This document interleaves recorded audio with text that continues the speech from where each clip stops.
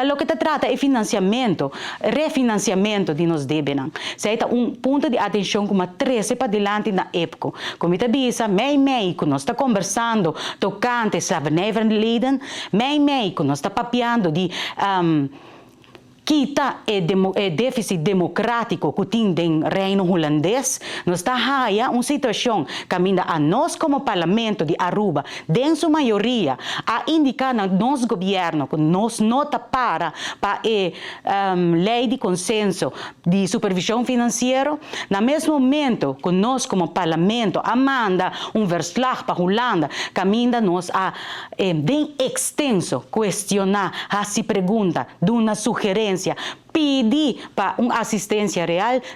Ano passado, na Mei 2022, nós não há contesta, mas o contexto aqui, ainda nos está haia que a Holanda tem riba mesa a lei de consenso. Que a Holanda ainda está pondo como condição para refinanciar nos deve para na Covid. Então, aqui não me para back na contexto. É contexto de como a lei de consenso a subir riba mesa. Para sobre a lei de consenso, aqui, a subir riba mesa no momento mais vulnerável de nosso país. No momento que a pandemia azota-nos.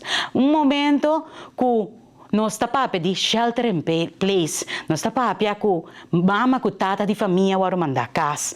Nossa economia vai plat. Depois, lockdown. Meio de cenário aqui, é contexto aqui, nós está saca nos mãos e pede ajuda na Holanda.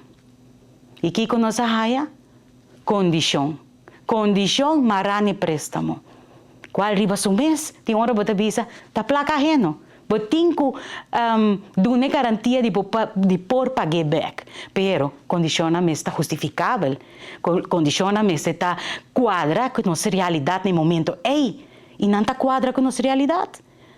Accento que me quero pôr durante meu discurso, tabata entre outros, comporta possível que a lei de consenso de corro se a sali for de discussão, nós está papiando de onderlinge regeling, então a lei de consenso de supervisão financeira ainda está riba mesa. Se nós está que o processo encaminhar para nós lograr dos leis de consenso aqui não está correto. E isso não está parlamentar de Aruba só está bisa. Está parlamentar de Aruba, Corsau, Sint Maarten e Holanda está bisa aqui. Se nós está bisa, que nós sabemos com onderlinge regeling no lugar de lei de consenso, para sobre assim nós está garantir que Island está mantendo a autonomia, que Island está mantendo a eigenaarschap. De com essa aqui não está conta para raft. Esse é o ponto que me quero acentuar. Ora, colega de parlamentar de Holanda está questionando a maneira de mirar a situação, está para sobre que não está saque por contexto normalizado. Qual full o processo encaminhar para não chegar na lei de consenso aqui não estava normal.